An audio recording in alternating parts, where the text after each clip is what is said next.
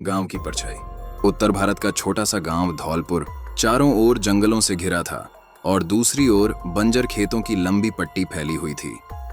गांव के लोग मेहनती और ईमानदार थे, लेकिन हाल के दिनों में गांव में अजीब घटनाएं घटने लगी थीं।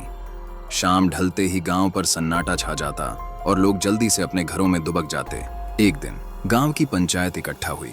पंडित गोपाल, जो गांव के सबसे बुजुर्ग व्यक्ति थे, बोले, यह कोई साधारण भूत प्रेत नहीं है, यह पिशाच का प्रकोप है। लोगों के दिलों में भय समा गया।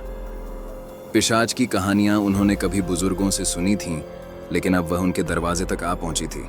उस रात रामलाल, जो गांव का एक सीधा साधा किसान था, खेतों से देर रात लौट रहा था।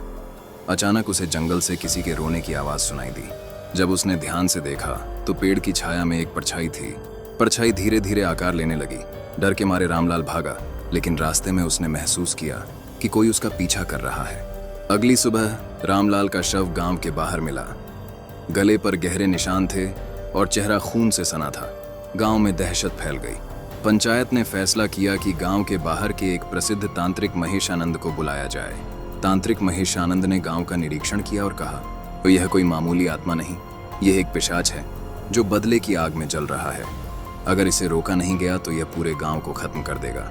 महेशानंद ने हवन और यज्ञ की योजना बनाई। गांव के युवा रघु, सुरेश, मोहन और एक नई रहस्यमयी महिला रुक्मिणी, जो हाल ही में गांव में आई थी, इस अभियान में शामिल हुए।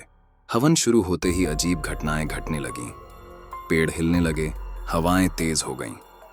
तभी पिशाच प्रकट हुआ।